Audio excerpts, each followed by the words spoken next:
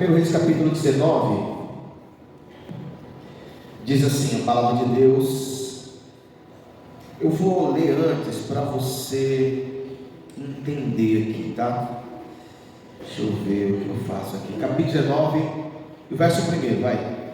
Bom, Acabe fez saber a Jezabel tudo que Elias havia feito e como matara a espada todos os profetas. Essa passagem aqui, eu acho que todo mundo aqui já sabe, né? Que Elias foi confrontar os profetas de Baal, e ele levantou ali um altar, e era uma guerra de altares para ver qual era o Deus verdadeiro. E aí os profetas de Baal ficaram de manhã até a parte da tarde tentando invocar o Deus Baal, e o Deus Baal não se manifestou. Depois Elias, ele levanta o altar, ele ora, e aí ele pede para Deus responder. Deus envia o fogo consome o altar, lambeu até a água que ele tinha derramado. E aí os olhos de todo Israel foram abertos, e eles começaram a dizer: só o Senhor é Deus, só o Senhor é Deus. E aí Elias manda matar os profetas de Baal. Guarda isso que eu acabei de falar para você.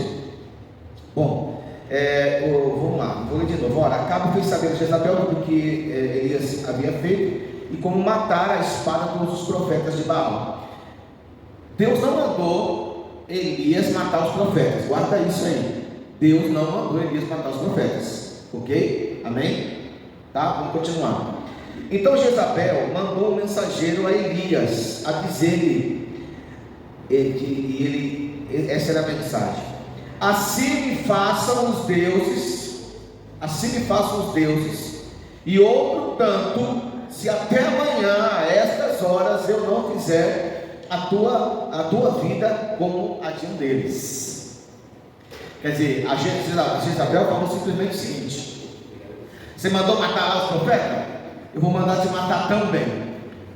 Jezabel, ela, na verdade, o que ela fez aqui, Jezabel não era uma israelita. Ela se casou com Acabe, e ela tinha uma cultura, e aos poucos ela vai estabelecendo essa cultura no povo de Israel. Veja como o inimigo ele trabalha. Quando eu falo inimigo, irmãos, eu falo toda forma de pensamento que é contra a palavra de Deus. Então, por exemplo, você está sendo treinado a obedecer a Deus, mas aos poucos, sorrateiramente, sabe o que vai acontecendo? As outras culturas, elas vão entrando, e quando você menos percebe, essa cultura, ela já dominou o seu interior, já dominou a sua vida. E a prova disso aqui é que quando Elias, ele pergunta assim: quem é o Senhor? Quem é o Deus verdadeiro? O povo de Israel ficou em silêncio. Por quê? Porque aos poucos Jezabel, ela foi introduzindo uma outra cultura, ela foi levantando outros sacerdotes. E aí, quando Elias, que é o representante de Deus, perguntou, a mente daquele povo já estava totalmente dominada, eles estavam em dúvidas. E o primeiro mandamento de Israel é esse: ouve, ó Israel, só o Senhor é Deus. Esse é o primeiro mandamento. Israel não serve a outros deuses. Para Israel só existe um Deus. Mas veja como a cultura ela foi entrando, que quando o profeta, o representante de Deus, perguntou quem é o Deus, eles não sabiam responder. Eles estavam em dúvida entre Baal e o Deus de Israel. Então, é uma coisa para nós estarmos alerta, porque às vezes as coisas vão entrando, e quando menos percebemos, não sabemos qual é o Deus que nós estamos servindo. Mas não é isso que eu quero ministrar hoje. Vou continuar aqui. Verso 3: Elias teve medo e correu para salvar a sua vida. A fúria, o ataque espiritual sobre a vida de Elias, porque o cara, ele orou, fogo caiu do céu. E agora, por uma voz de uma mulher, então você começa a entender que não era uma voz de uma mulher, era um ataque realmente espiritual que dominou a vida de um profeta, porque um profeta é feito de carne e osso, irmão. Ele é sujeito a erros. Primeiro erro de Elias, mandou matar os profetas. porque Deus não mandou matar, né? Então às vezes pela empolgação ele mandou matar. Segunda coisa, o segundo defeito de Elias, porque existe uma grande cobrança, né? Não, um homem de Deus ele tem que ser perfeito. Não, perfeito só Deus, irmão. Perfeito só Jesus, que a Bíblia diz que foi o único que morre sem pecado na cruz do Calvário. Então ele tem medo, e o medo fez com que ele corresse, né, para salvar a sua vida. Foi um ataque tremendo, espiritual, que ele resolve fugir. Bom, aí você vai ver toda a caminhada de Elias. E para onde é que ele foi? Verso 9: ali entrou numa caverna onde passou a noite, né? Ele vai ali se esconder por causa de uma palavra espiritual que foi lançada sobre a vida dele. Quem sabe Elias estava com medo da morte, né? Glória a Deus. Por isso que nós não morreremos. Nossa oração é para que nós possamos ser arrebatados, né? Pisca os olhos aí, pisca os olhos, vai ser assim, né? Um piscar de olho, já estou lá na glória, amém? Agora se chegar a morte não tem problema nenhum. E ali entrou numa caverna onde passou a noite, e lhe veio a palavra do Senhor dizendo: que fazes aqui? Veja, Deus permitiu, eu tenho uma pulada aqui, mas Deus permitiu que Elias fugisse. Deus até alimentou Elias no meio da caminhada. Mas quando ele chega no lugar que ele acha que é um lugar seguro, olha a pergunta de Deus para ele: o que você está fazendo aqui? Isso quer dizer que não era para Elias estar ali. Ele escolheu ir para lá, mas como representante de Deus, não era para ele estar lá. Aí ele diz no verso 10: respondeu ele: eu tenho sido muito zeloso, porque a maioria das frustrações dos homens e mulheres de Deus, não estou dizendo de apóstolo, profeta, evangelista, pastor e mestre, estou falando dos membros também. É exatamente isso. Ó, Deus, eu sou zeloso, só eu estou orando, eu estou cumprindo o que o Senhor está falando aqui, o que o Senhor pediu para eu fazer. Aí ele diz assim: ó, eu tenho sido muito zeloso pelo Senhor Deus dos exércitos. Os filhos de Israel deixaram a tua aliança, derrubaram os teus altares e mataram os teus profetas à espada. Aí ele diz aqui, né? Só eu fiquei, só eu. Olha como ele está olhando só para dentro, para ele mesmo. Só eu fiquei, e agora estão tentando matar-me também. Disse-lhe Deus diz assim para ele: vem para fora e põe-te neste monte perante a face do Senhor, pois ele vai passar. Aí diz aqui a palavra de Deus que ele foi. Diz que um grande e forte vento fendeu os montes e despedaçou as penhas diante do Senhor. Só que a Bíblia diz que, porém, o Senhor não estava naquele vento. Isso era uma manifestação. Talvez Elias estava acostumado a esse tipo de manifestação do Senhor, mas Deus não estava ali. Depois do vento veio até um terremoto. Quem sabe na hora de um terremoto, né? Eu já sei que Deus está vindo. Porém o Senhor não estava no terremoto. Depois, verso 12, do terremoto, um fogo, até fogo veio. Porém o Senhor não estava no fogo. Depois do fogo, aí diz, ó, depois do fogo, uma voz calma e suave. Então, o que é que Deus está dizendo aqui para Elias? O que Deus está mostrando para Elias? Que na verdade ele estava precisando era ter o seu coração quieto. Ele precisava se organizar para que ele pudesse ser orientado por Deus, porque tudo aquilo que ele estava fazendo, fugir, entrar na caverna, ou até mesmo as experiências que ele já tinha tido com Deus, entre o vento, o fogo e o terremoto, não adiantava de nada, mas ele precisava parar e ele precisava ouvir a voz de Deus. Aí diz no verso 13, porque é só quando nós nos acalmamos, né? Ouvindo Elias, ele envolveu o rosto na capa, porque isso é um costume. O talit, quando o judeu coloca o talit sobre a sua cabeça, é um sinal de que ele está debaixo da cobertura do Senhor. Por isso que quando você foi em Israel comigo, ninguém creu aí, disse amém, foi automático. Vamos tentar de novo. Quando você foi em Israel comigo, amém. Se você não tiver um talit, o homem precisa colocar um quepá para poder entrar numa sinagoga, para poder ir no muro da alimentação. Ele não pode estar ali de cabeça, sem nada sobre a cabeça, porque a cobertura da cabeça é um sinal de que algo está sobre você. Então, quando ele usa o talit para orar, ele está dizendo: é Deus que está sobre a minha vida. Então, Elias, ele envolve o rosto na capa, e saindo, pôs-se à entrada da caverna. Então lhe veio uma voz que dizia: o que fazes aqui? Respondeu ele: eu tenho sido de extremo zeloso. Ele continua. Deus está querendo que ele fale, né? Que ele entenda que o posicionamento que ele fez é um posicionamento errado. Não é para ele estar lá, não é para ele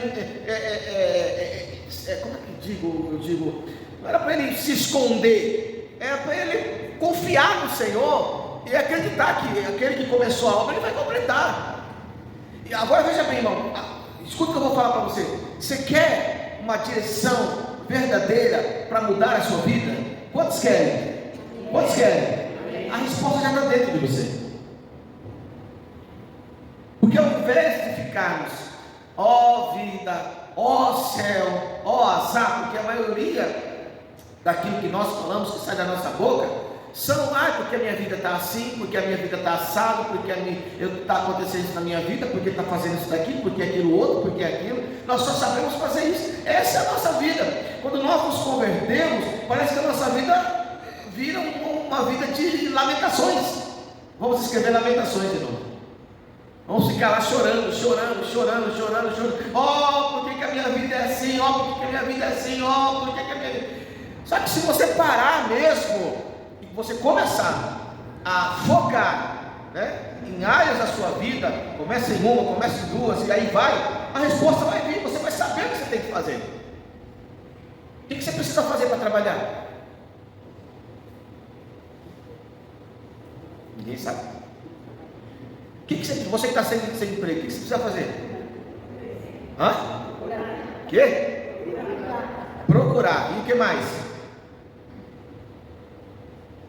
Você deu um procurar bem resumido, né? Tem alguns passos aí para fazer. E aí, o que mais?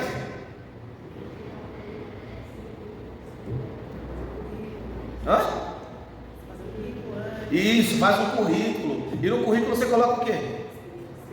A sua habilidade. E depois faz o quê? Aí sai para entregar. E aí sai quando? Na sexta-feira? Segunda, terça, no máximo 1h da tarde. De manhãzinha. Tem que ser de manhãzinha, não pode ser à tarde. Hoje tem um meio aí de mandar por e-mail, né? Mas é isso que você tem que fazer. Pastor, mas eu estou fazendo exatamente isso. Mas até agora não resolveu. Mas não para. Enquanto não vir uma resposta daquilo que você está fazendo, você não pode parar. Você não pode desistir. Alô? Mas já faz 6 meses que eu estou entregando. Não para. Veja que você já está vivo ainda, está respirando. Não está faltando nada ainda. Talvez não tenha na proporção que você queira, mas, né? Não para. Continua. Porque assim, olha o erro. Começamos alguma coisa, e porque quando chega num tempo que nós não conseguimos ver, nós resolvemos parar e falamos: não, eu vou parar isso aqui, uma obra incompleta, e eu vou buscar outra. Aí na outra faz a mesma coisa, aí começa a outra, e aí vai, quando vai ver, tem 10 coisas que você já começou e não completou nenhuma. Como é que pode isso? Alô? Mas não é esse a administração. Vamos continuar. Onde é que está? Aqui onde eu parei? 12? Que 12? Eu estou lá na frente, mano. 14? É 15? Está aparecendo o jogo do bicho aqui. Bingo, né? Disse o Senhor, não, vou voltar, 14. Respondeu ele: eu tenho sido em extremo zeloso pelo Senhor Deus dos exércitos. Os filhos de Israel deixaram a tua aliança, derrubaram os teus altares, mataram os teus profetas à espada. Só eu fiquei. Você vê que ele está pela segunda vez falando isso? Lá em cima ele falou, e agora ele está falando a mesma coisa. E se Deus não desse uma nele, ele ia falar até hoje: eu fui o único que fiquei zeloso, eu fui o único que obedeci, e eu agora estou sozinho, estão querendo me matar. Está dentro dele. problema dentro dele, não tem um problema exterior, está dentro dele. Talvez ele estivesse esperando, puxa, agora que eu orei, o fogo caiu do céu, quem sabe a galera vai me exaltar aí, vai. Não, mas ninguém fez nada. Jezabel falou para matar o Elias, então nem amigo do Elias eu sou. Talvez ele procurou até uma ajuda, mas ele não recebeu ajuda, porque ele se sentiu totalmente sozinho, isolado. Uma das características proféticas é que o profeta, ele é uma pessoa sozinha. Piloto, ele é uma pessoa sozinha. E não é porque ele é profeta, ou tem o dom da profecia, que ele não precisa também de cura. Mas ele não pode, o profeta não pode perder o foco do chamado dele. Ele tem que continuar fazendo o que Deus mandou. O que o profeta faz? Ele atrai a presença de Deus, ele é uma trombeta, ele é ele é a voz de Deus, ele vê o que Deus está fazendo, ouve o que Deus está falando, ele transmite, ele é um atalaia, é aquele que avisa, é aquele que traz a bênção, aquele que traz. O foco profético é exatamente esse. Mas aqui você está vendo um homem totalmente. Você está vendo características de um homem. Primeiro, mandou matar, Deus não mandou. Segundo, ficou com medo e foge. Terceiro, anda no deserto. E aí, vai lá para a caverna, escolhido para a caverna. Depois, Deus ainda pergunta para ele 2 vezes, e ele está falando a mesma coisa. 2 vezes. Aí diz aqui, só eu fiquei agora, ainda no verso 14, né? E agora estão tentando matar-me também. Disse o Senhor, o que Deus falou para ele? Vai e volta pelo teu caminho para o deserto de Damasco. Espera aí, Deus, não é assim. Eu queria que você passasse a mão na minha cabeça, né? Me ajudasse ainda, não. Vem cá, você vai ter que refazer o caminho. Porque eu não mandei você andar nesse caminho. Você andou porque você quis. Você quis fugir porque você quis. Você quis vir para essa caverna porque você quis. Eu não tenho nada aqui com você. Aqui eu não tenho nada. Eu tenho com você aonde eu coloquei você. Então o profeta teve que refazer o caminho dele. Pensa nisso, irmão. Imagina você fazer um monte de coisa e chegar num momento que Deus fala assim, mas eu não mandei você pegar esse caminho. Qual? Né? Foi um momento que você começou a andar pela sua própria vontade, querendo aí reconhecimento, sei lá, você se sentiu sozinho, você caiu aí, percebeu que você estava meio doente, mas você quer que eu refaça isso na sua vida? Quer? Volta pelo caminho. E aqui nós aprendemos o seguinte: quando nós recebemos a resposta que nós precisamos, o primeiro passo é voltar pelo caminho. Muitos acham que é assim: opa, Deus vai fazer da noite para o dia, Deus vai mudar. Hoje eu estou no caminho, mudou, agora é outro caminho. Aleluia, não, volta pelo caminho. Às vezes nesse caminho você destruiu algumas coisas e essas coisas precisam ser consertadas. Tem que voltar pelo caminho. Pelo amor de Deus, é assim que é a vida cristã? É. Porque Deus vai fazer você voltar ao lugar em que você caiu. Lembra que a Bíblia diz? Lembra-te onde caíste. Tenho que me lembrar. O que foi que aconteceu na minha vida? Que momento aconteceu na minha vida que eu travei, que eu desisti, que eu recuei, que eu decidi fazer uma coisa diferente, que eu me rebelei. O que foi? Aonde foi? É voltando pelo caminho que você vai começar a ver, até você chegar ao ponto aonde nós nos separamos de Deus, porque Deus está lá ainda, aguardando eu e você, para que eu ande no caminho dele. Alô? Então você tem a pergunta: eu estou meio assim, estou meio cansado desse negócio. Então volta. Você vai descobrir que às vezes você já nasceu cansado. Já ouviu essa frase? Já nasceu cansado? Né? Isso foi alguém que colocou na sua mente, irmão. Já nasceu cansado, você nasceu cansado. Volta, começa a voltar.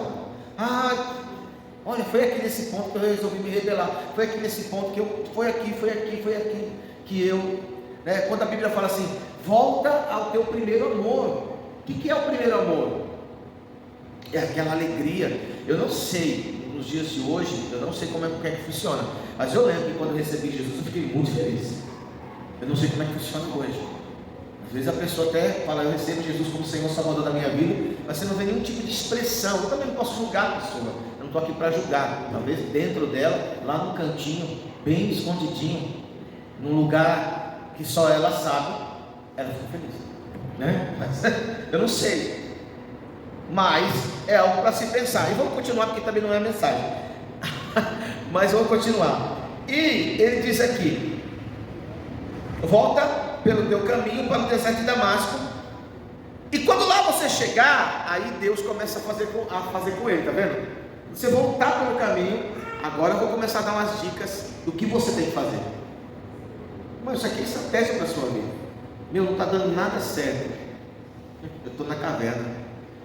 Eu estou toda hora, minha oração é essa. Ó Deus, tá vendo? Só eu estou orando, só eu estou jejuando.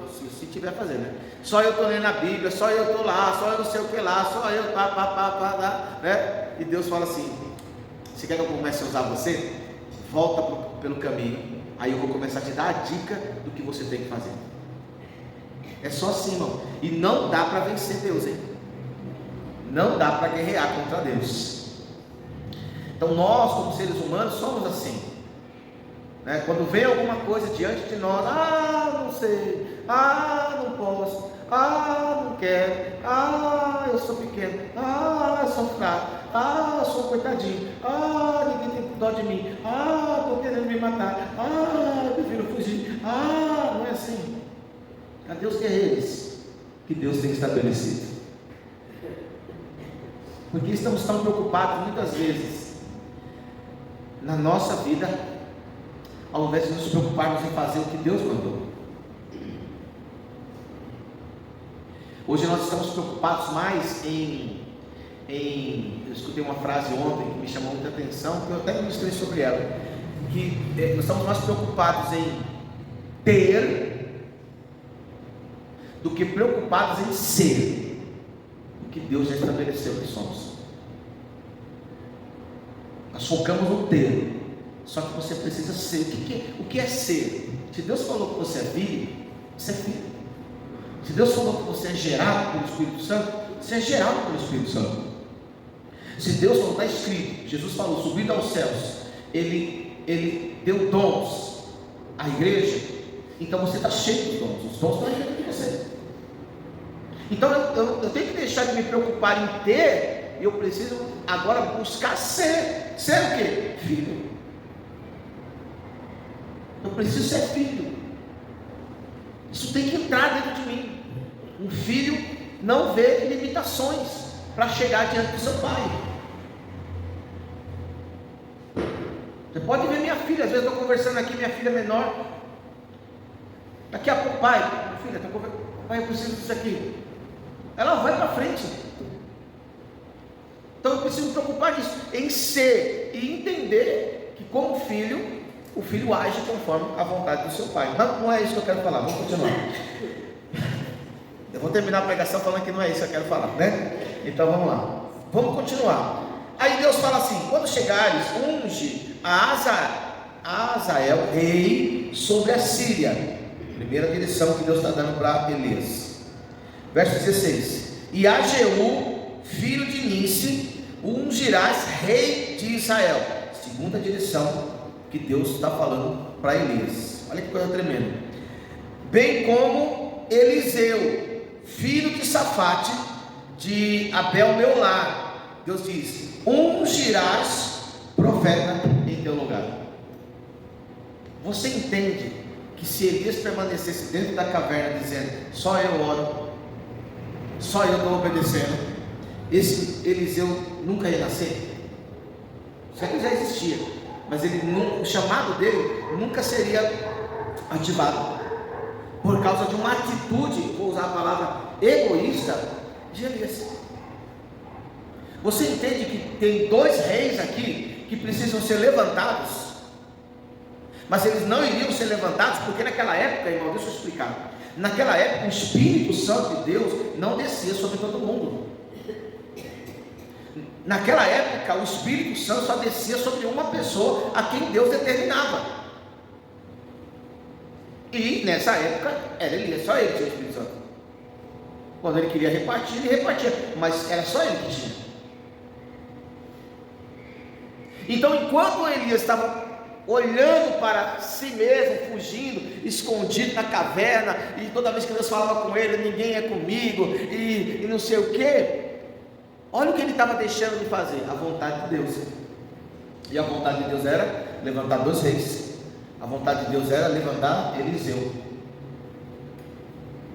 Nós não vamos ser cobrados, irmãos, por Deus, por aquilo que nós não conquistamos aqui materialmente. Nós vamos ser cobrados por Deus pelo dom, pela unção que Deus derramou na nossa vida e que nós não exercemos ela. Isso nós vamos ser cobrados. Nós não vamos ser cobrados, por exemplo, Deus, está vendo? Eu estou bilionário, trilionário, estou cheio de dinheiro. Não vamos ser cobrados por causa disso. Eu peguei tudo isso daqui, dei e tal, ajudei. Não é isso. Isso é obrigação que você recebe e você quer. Nós vamos ser cobrados pelo dom do Espírito. Quando eu falo dom, estou incluindo os 9, porque é como se fosse uma mexerica. Não dá para você separar o Espírito Santo, né, dos dons. Então é uma pocã, né? Aqui em São Paulo fala pocã, né? Então o Espírito Santo aí você pode fluir nos 9. Nós vamos ser cobrados por isso. Eu confiei em você algo, mas você ouviu a voz de Jezabel, você decidiu fugir, decidiu ir para o deserto, porque eu não mandei ir para o deserto. Eu ainda estava com fome lá, eu fui até misericordioso, deu uma comidinha para você, e deixei você ir para o teu lugar, você entrar para a tua caverna. E o pior, ainda fui falar com você 2 vezes, e você só falava a mesma coisa. É isso que nós vamos cobrar. Então eu estou dizendo que você não tem que parar de estudar, não tem que parar de fazer faculdade, não tem que parar de trabalhar, não é isso, tem que parar de cuidar da sua família, não é isso, porque nós já vivemos esse tempo aí, o pessoal, não é isso, mas nós temos que entender que Deus depositou algo dentro de nós, e nós precisamos exercer isso, porque senão estamos travando a ativação dos próximos. Pensar em nós mesmos é simplesmente travar a ativação dos próximos. Então temos que deixar de ficar preocupados em ter e temos que ser logo, porque aonde Deus quiser usar a nossa vida, Deus ele vai usar. Se é dentro do ônibus, se é dentro do trem, se é dentro do metrô, se é no avião, se é andando na rua, se é em algum lugar público, se é dentro de uma escola, de uma faculdade, aonde Deus quiser. Talvez Deus não vai usar como nós imaginamos, porque eu fiquei, humanamente dizendo, como eu queria toda hora chegar para uma pessoa e falar assim, eu vou entregar a tua vida. Era da hora, né? Sim ou não? Mas para que isso? Muitas vezes ela vai até falar assim, você deve ser adivinho, e não vai reconhecer que é o poder de Deus que está dentro da minha vida. Mas Deus sabe como trabalhar. Vamos voltar, porque não era isso que eu queria falar. Vamos lá. E aí diz assim, verso 17: quem escapar da espada de Azael, Jeú o matará, e quem escapar da espada de Jeú, Eliseu o matará. Também conservei, aí ele joga na cara, né? Isso aqui é uma expressão minha, tá? Aí ele fala assim, também conservei em Israel, ô Eliseu. Então você vê que você não é o único. Quantos aí, irmão? Tem 7.000, tá? Quando você está pensando que é só você que... Não, imagina, cara, o quê? Tem 7.000. Tem 7.000 lá que também não dobram o joelho, que não se dobram o joelho a Baal. Tem 7.000, tá? E eu pensei que era o único. Fala para o irmão que está lá. Quando você fica na sua situação, você acha que você é o único, né? Você vê que tem que pôr para fora, senão não vai. Beleza, assim, verso 19, agora começa a pregar. Assim partiu Elias dali, e olha o que diz aqui a palavra, e achou a Eliseu, filho de Safate, que andava lavrando com 12 juntas de bois adiante dele. Ele estava com a 12ª. Elias passa por ele e lançou a sua capa sobre ele. Então, olha aqui, agora começa a ministrar. Aqui Elias volta pelo caminho e ele começa a fazer a missão que Deus mandou. E ele encontra o Eliseu. O Eliseu, o cara não era qualquer um, viu? O cara era rico. O pai dele tinha aqui, 12 juntas de bois aí, como diz. E ele estava trabalhando aqui, né? Estava com a 12ª. Então com a 12ª ele estava lá trabalhando, estava arando lá a terra, né? Então aqui eu já aprendo uma coisa: Deus, ele está à procura de pessoas que estejam já no trabalho. Sabe aquela pessoa que fica assim, não sei, sabe? Então, esquece. Deus não vai depositar o que ele tem na vida de alguém que está de qualquer jeito. Esse homem aqui, ele está trabalhando, ele trabalha para a sua família. Agora o engraçado é que Elias, ele chega e ele tira do manto dele. Eu não sei o que era o manto dele, talvez uma pele de carneiro, talvez um pedaço de pano, eu não sei o que era, mas ele faz um sinal, né? Ele pega e coloca sobre a vida ali de Eliseu. Olha o que acontece. Então deixou Eliseu os bois. Ele para de trabalhar para o pai, né? Correu após Elias e disse: deixa-me beijar o meu pai e a minha mãe, aí então te seguirei. O Elias respondeu assim, o profeta é meio assim, Elias respondeu assim: vai, volta, o que te fiz eu? Tipo assim, eu só coloquei um manto sobre você. Você que tem que decidir o que você quer. O Eliseu percebeu o seguinte: o profeta Elias colocou o manto dele sobre mim. Então, aqui começa uma nova história na minha vida. Só que ele vai procurar o profeta. Olha como ele vai procurar: debaixo de uma preocupação. Deixa eu voltar e deixa eu me despedir, né, dos meus pais. Por isso que o profeta falou assim: se isso ainda está dentro de você, em outras palavras, se isso está dentro de você, vai lá e faz. Se você quer atrasar, né, a obra de Deus na sua vida, isso eu não estou dizendo o despedir dos pais, estou entendendo? Está entendendo o que eu estou falando? É que às vezes a pessoa fica colocando: eu vou fazer a obra de Deus assim, mas deixa eu fazer isso aqui antes. Não, eu vou fazer a obra de Deus, mas deixa eu fazer isso aqui também. Eu vou fazer a obra, o manto está sobre a minha vida, mas deixa eu fazer isso aqui também. Não, peraí, tem mais isso aqui, mas deixa eu fazer isso aqui também. Eu vou fazer obras, sabe? Fica sempre promessas de que aceita o chamado, mas sempre fica lá: primeiro tem que fazer isso, mas primeiro isso, primeiro pagar as contas, primeiro fazer isso aqui, primeiro isso daqui, primeiro isso aqui, e aí vai. Oxe.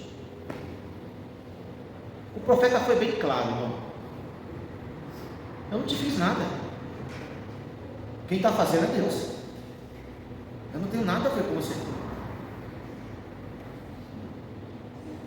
Aí diz aqui a palavra, está no silêncio, vocês estão entendendo? Está entendendo? Tá.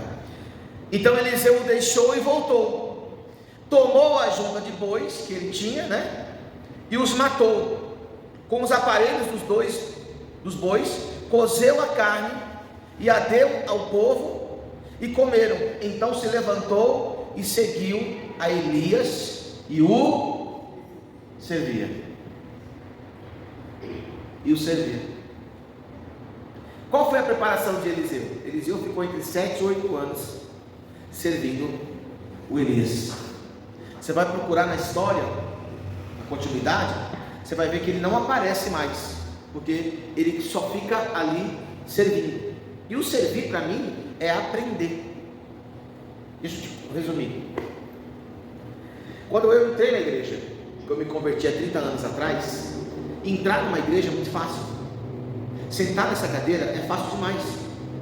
Cantar as músicas que são cantadas aqui é mais fácil ainda, porque na minha época era retroprojetor, agora está no data show, às vezes agora tem telão de LED. É fácil ou não é fácil? É muito fácil você começar a participar daquilo que um culto oferece. É muito fácil. Só que se você não tiver um treinador, se você não tiver alguém que você vai se submeter para ensinar você o que você deve fazer a mais, você nunca cresce. E aí está o nosso problema. Nós entramos dentro da igreja e achamos que já sabemos de tudo. Entramos dentro da igreja e já queremos mudar a forma da igreja. Entramos dentro da igreja e falamos assim: isso eu aceito, isso aqui eu não aceito, isso aqui. Já começa aqueles conflitos. E o Elias está dizendo assim: mas eu não fiz nada. Quem convenceu você de que você estava em erro, pecado, que você precisava de justificação, foi o Espírito Santo. Quem está chamando você para ser filho é Deus, não sou eu. Eu sou apenas alguém que vai te ensinar a você se alinhar à forma que Deus quer. É aí que nós começamos, porque nós entramos assim, eu estou dizendo de mim, tá? Nós entramos dentro da igreja e nós temos nossos costumes. Vou falar lá na frente, lá atrás como eu era. Meu costume, eu era carnal. Meu costume, eu ainda fumava. Meu costume, eu ainda falava palavrão. Era o meu costume. E outras coisas mais. E aí, quando eu recebi Jesus dentro de uma casa, glória a Deus, recebi Jesus. Contei para meus pais, recebi Jesus. Com 19 para 20 anos recebi Jesus. Agora começo a mudar minha rotina. Todo domingo de manhã tem que ir na escola dominical às 9 horas, não, às 8 horas. Às 10 horas era culto. Minto, era escola dominical às 10 horas. E à noite, às 8 horas era culto. Comecei aí. E estava normal, estava legal, estava da hora. Aí, aquela alegria, agora nós somos crentes. Até que eu percebi que tinha algo dentro de mim e que eu precisava de alguém para me ajudar a desenvolver o que estava dentro de mim. Quando a capa que Elias colocou sobre Eliseu, quando a capa foi colocada sobre Eliseu, o Eliseu percebeu: epa, isso aqui não é só uma escolha, tem algo dentro de mim. Mas quem vai me ajudar a desenvolver o que está dentro de mim? Quem ia ajudar? Já sei, o espiritual vai dizer: Espírito Santo. Não, o Elias. O Elias, aquele assassino, é porque ele era um assassino, mandou matar. O Elias, aquele covarde, porque ele fugiu. O Elias, aquele que só pensa nele, é porque ele ficou lá toda hora dizendo: só eu. Ele.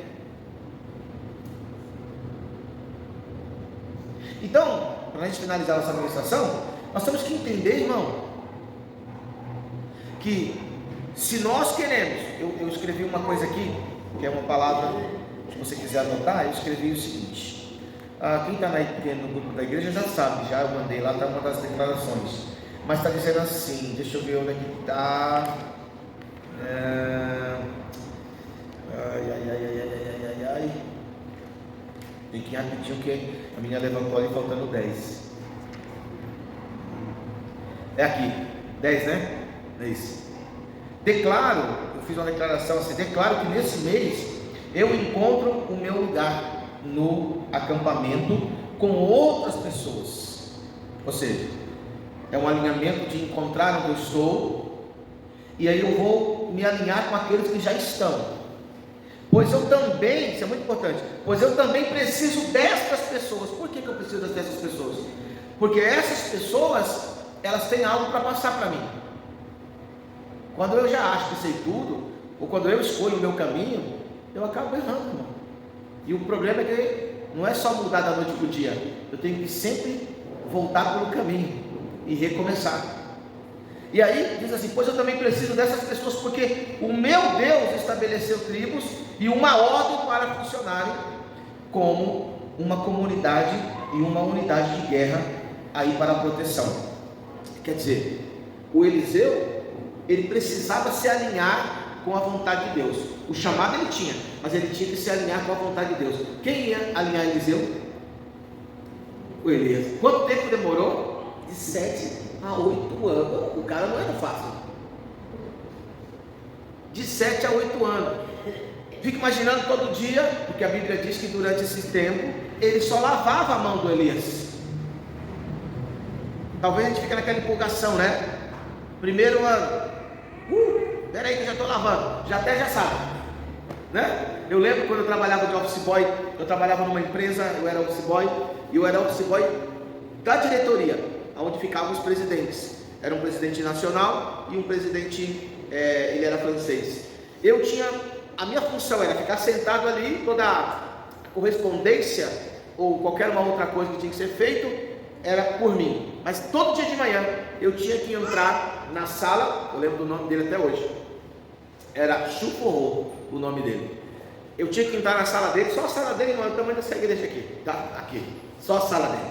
Ele tinha um terraço, né? Então eu entrava ali, olha o que eu tinha que fazer. Eu ia lá no frigobar, eu pegava a água, pegava a jarra e colocava a água lá. Acabou, sentava na minha cadeira, minha mesa que ficava lá. Quando dava 9 horas no ponto, eu entrava às 8, 9 horas no ponto, o Chuforro estava chegando.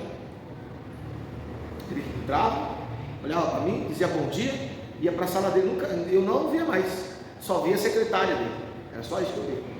Mas todo dia eu não podia deixar, só chegar ali e sentar, eu tinha que entrar na sala, pegar a água e colocar ali. Olha que coisa, Deus já me preparando ali. Então aonde eu quero chegar? Nós sabemos sobre alinhamento, sabemos que temos que nos alinhar, mas nós precisamos também estar debaixo de alguém que vai nos ajudar. Se nós queremos ser aquilo que Deus falou que você vai ser. Sabe quem foi meu Elias? Vocês sabem, né? Tibério. Eu fui mais rápido do que o Eliseu, graças a Deus. Eu fiquei 5 anos lá. Não aprendi tudo, mas fiquei 5 anos. Agora, durante 5 anos, muitas vezes eu falava assim para ele: meu, me deixa em paz. Tipo assim, não aguento mais. Mas fui eu que fiz isso.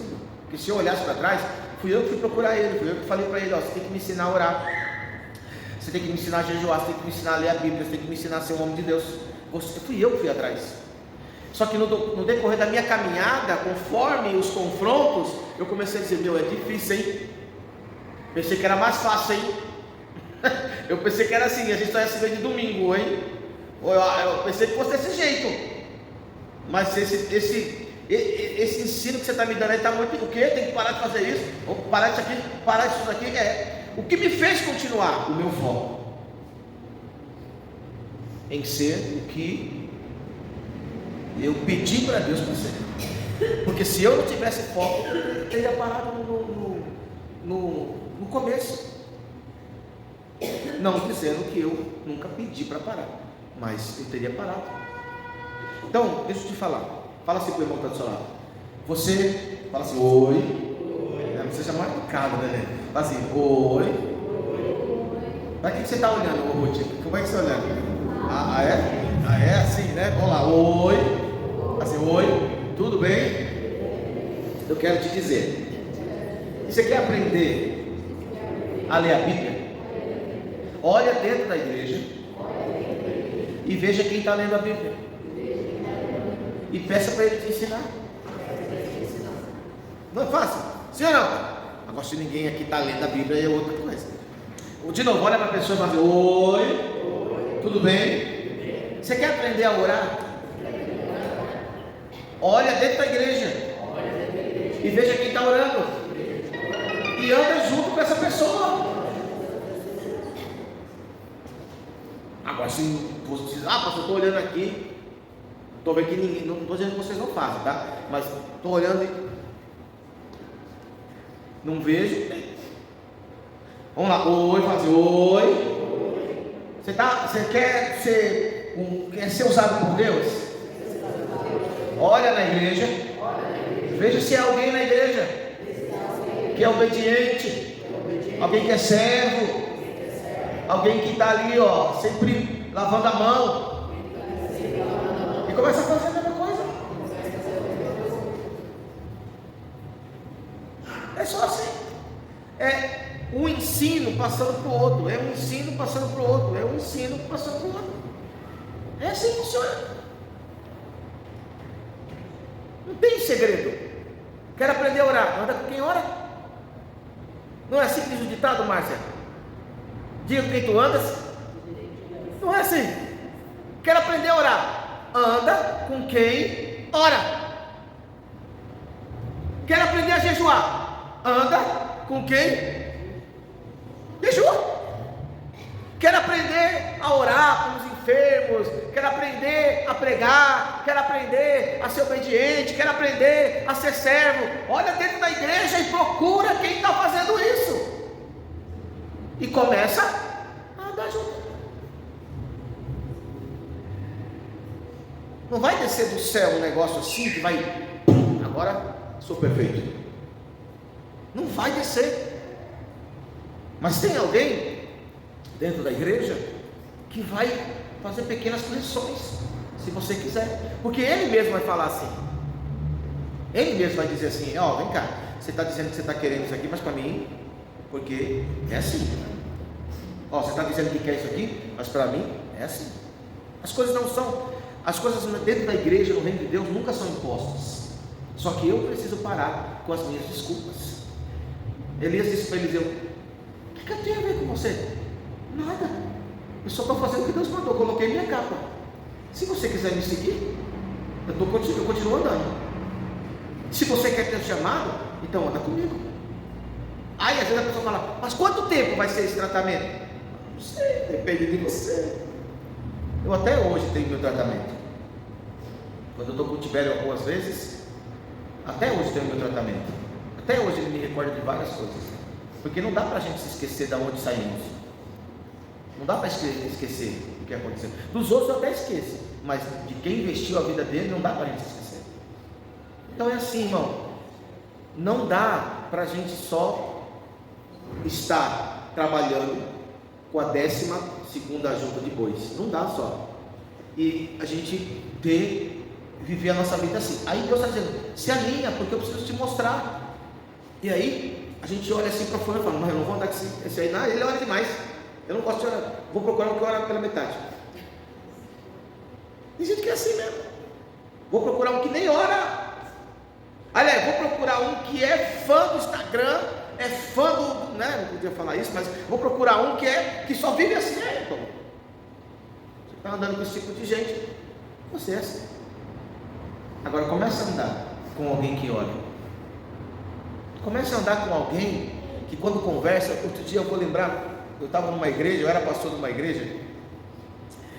Isso não é para me gabar, mas eu era pastor de uma igreja e eu fui comprar umas revistas de escola dominical infantil. A gente estava estabelecendo uma nova visão para o ensino das crianças, e eu fui com o líder de lá, um dos líderes. A gente pegou, eu deixei meu carro, nós pegamos o ônibus, metrô, nós fomos até a Sé, da Sé nós fomos ali para Vergueiro, acho que antes do Vergueiro, São Joaquim. Chegamos lá, e o que a gente foi conversando no caminho? Gente, olha só, o que a gente foi conversando no caminho? O que a gente foi conversando? O que um homem de Deus vai falando com o outro? Você viu a inflação? Você viu o governo? É isso, né? O que a gente vai conversando? O que ele vai falando? Vai comigo. As coisas de Deus, para mim era natural, para ele não era natural. Você acredita nisso? Aí eu comecei a falar, não, que aquilo, e ele começava a falar, e conversando. Nós não tínhamos o produto lá, tivemos que sair de lá, vir para o Belém, viemos de metrô. E o que a gente veio conversando? das coisas de Deus. Conseguimos o produto lá, de lá viemos aqui para Guarulhos. Aqui ele falou assim: pastor, foi tão bom andar com você. Eu falei: por quê? Não, porque a gente só veio falando das coisas de Deus. E eu falei assim: mas a gente vai falar do quê? Eu vejo dos outros, fofocar, mentir, sei lá. Homem de Deus com homem de Deus, mulher de Deus com mulher de Deus, ou sei lá. Quando nós nos reunimos, irmão, é para falar das coisas de Deus, contar nossas experiências, falar do que Deus prometeu para nós. É isso que é ser cristão. Não é para falar: olha, fulano engravidou, o Beltrano lá no Instagram, o outro no YouTube está bombando. Não é isso. Quando eu estava com o Tibério, irmão, eu queria falar das coisas do mundo, hein? Mas ele falava assim: eu não tenho tempo para isso não. Vamos orar, vamos jejuar ali, vamos subir o monte, vamos ler a Bíblia, vamos fazer visita. E lá ia o Eliseu. Por isso eu cheguei até aqui. E eu vou contar uma coisa: muita gente não queria andar com ele, muita gente tinha raiva dele, e eu não tinha. Por que eu não tinha raiva? Muita gente falava: ele, não gosto dele. Por que será? Mas estava dentro da igreja. Eu não gosto dele. Como você não gosta de um cara que está dentro da igreja, que está ajudando outros a crescer? Como é que você não gosta? Que negócio é esse? É porque ele não queria crescer. E a Bíblia fala sobre isso. Quando existe alguém que quer mudar a sua vida, e aí você não quer mudar, é como diz aquele versículo: quem quer mudar vai para a luz. Quem não quer mudar, onde é que fica? Fica do mesmo jeito, fica nas trevas. Trevas não é pecado, é falta de entendimento. Quem não quer mudar fica sempre dando desculpinha. O Eliseu podia falar assim: quero lá esquerdo, não podia, vou continuar cuidando das coisas do meu pai. Mas ele falou: não, vou aproveitar essa oportunidade. Fala para o irmão que está do seu lado: a partir de hoje você vai começar a sonhar com alguém que é um homem de Deus, que é uma mulher de Deus, que está no meio do seu arraial. E quando você começar a sonhar com essa pessoa, é um sinal de que Deus quer que você se aproxime mais dessa pessoa, para aprender mais. É assim que começa, gente. É assim que começa. Alô? O pessoal briga por aí. Tem gente que fala assim: hoje tem esses estudos online, mas muitos querem o quê? Eu acho que vocês gostam do online, né? Muitos querem presencial. Qual que é a diferença do online e do presencial? O online, você desliga a bendita da câmera, fica deitado na cama, está fazendo comida. Esse dia eu cheguei num lugar, fui vender os pães e o rapaz estava dentro do carro. Ele estava dentro do carro com o celular, o note dele ligado, e ele no celular, jogando. Aí eu falei assim: cara, você está com o notebook aí? Tá? Não, pastor, eu estou participando de uma aula. Bem interessante, né? Sim ou não? Alô? Sim. Bem interessante. Mas ele estava mais preocupado no quê? No jogo. E ali assim: não, é só para ligar mesmo, hein? Por isso que muita gente prefere o presencial, porque lá dá para andar, dá para ver o cara cuspindo, dá para ver o cara errando, dá para confrontar, né? Porque quando você começa a andar, irmão, com quem vai te confrontar, começa a andar com alguém que vai falar assim: isso que você está fazendo é pecado. Se você gostou ou não, estou nem aí, mas o que você está fazendo é pecado. Começa a andar, porque quem gosta de você, quem ama você, vai falar a verdade. Eu sou daquela pessoa que fala assim: você está falando comigo aqui, e tem um pedaço de bolo aqui, sei lá, eu vou falar uma catota aqui. Eu vou falar para você: limpa aí esse nariz que tem uma catota. Eu falo, irmão, porque eu estou pensando em você. Começa a andar, começa a perceber: eu não gosto. É aquilo, você atrai aquilo que você pensa. eu gosto de orar, eu gosto de jejuar, eu quero viver minha vida na boa. Olha o que vem, só coisa boa, para não falar, né? Só vem que não presta. Começa a andar com alguém que está buscando a Deus. Vou falar para você, virou bitolado, está doido, está doente. Ih, meu, você vai ficar, vai virar crentinho agora? Você vai ter inimigos. Mas o que a Bíblia diz? A Bíblia fala não sobre a questão de você se tornar amigos do mundo. Tem essa questão também. Então não dá, igreja, não dá. Eu estou liberando uma palavra sobre alinhamento. E o alinhamento é você entrar no arraial. E no arraial você vai encontrar pessoas que têm esse pensamento. Eu saí do Egito, eu estou indo em direção à terra prometida. No meio, você pode até encontrar alguém que não é assim, não é muito assim. Mas você tem que focar e olhar. Quem aqui pode ser o meu ajudador? Porque às vezes você pode estar procurando alguém só para desabafar. Procurar alguém para desabafar, vai para o psicólogo. Só para desabafar. Porque desabafar e não querer mudar, vai para o psicólogo, é melhor.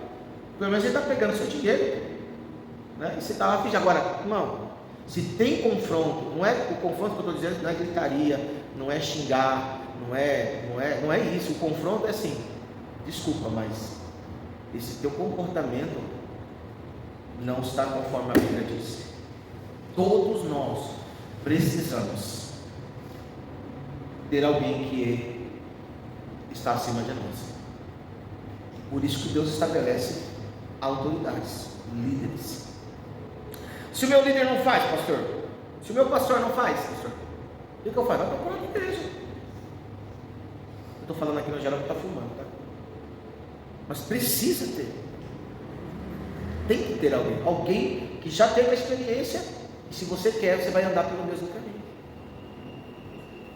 Tem que ter. Você nunca vai encontrar alguém que você vai comandar. Não, peraí, eu estou debaixo, viu, pastor, da cobertura, mas quem manda sou eu. Não, isso é rebeldia. O arraial tem um líder. Eu estou pregando o que a Bíblia está dizendo, não estou falando de mim, tá? O arraial tem um líder. E o líder que estabeleceu foi o Senhor. E esse líder teve a experiência. Lembra de aqueles dois, Miriam e Arão? Deus chegou para os dois e falou assim: vem cá, quem aqui no arraial eu me manifesto? Quem? Perguntou para os dois lá. Quem? Com quem é no arraial que eu falo? Com quem é? Perguntou para os dois. Quem é que antes de fazer alguma coisa eu me revelo? Quem é? Não é Moisés, é quem eu levantei. Então vocês têm que seguir aí. Vai chegar o momento de vocês serem o que eu pretendo que vocês sejam. Então, aprende isso. Chega numa escola, quem já estudou aqui? Ou continua estudando? Chega numa escola e se levanta contra o seu professor. O que vai acontecer lá? O que vai acontecer? É expulso. Chega no trabalho e diz assim: patrão, obrigado pela oportunidade, mas aqui quem manda sou eu. Vou chegar a hora que eu quero, vou trabalhar quando eu quiser. O que vai acontecer? Todo lugar tem alguém que quer conduzir você. O reino de Deus é do mesmo jeito. Agora, para a gente finalizar, já passou os 10 minutos, né? Já. Para a gente finalizar,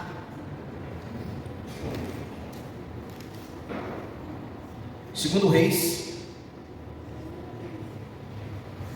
capítulo 2, verso 1. Quando o Senhor, agora chegou a hora, quando o Senhor estava para tomar Elias ao céu, num redemoinho, Elias partiu de Gilgal com Eliseu.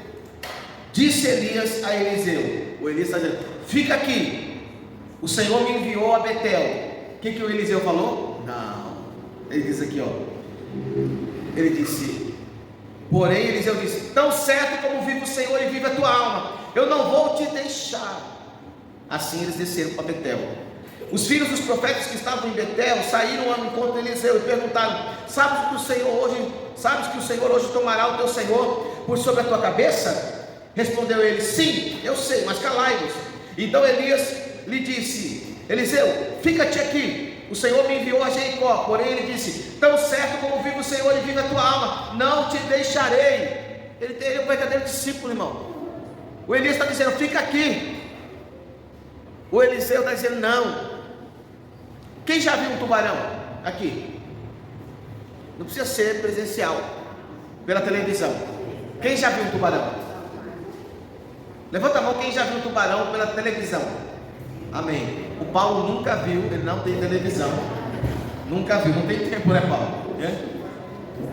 Mas quem já viu aqueles peixinhos embaixo do tubarão? Quem já viu? Já viram? Qual é a função dos peixinhos? Não sei, nunca perguntei, nunca parei para perguntar para eles. Por que o tubarão não come eles? Sabe qual é a função deles? Limpar o tubarão. Essa é a função, por isso que o tubarão faz e pega eles.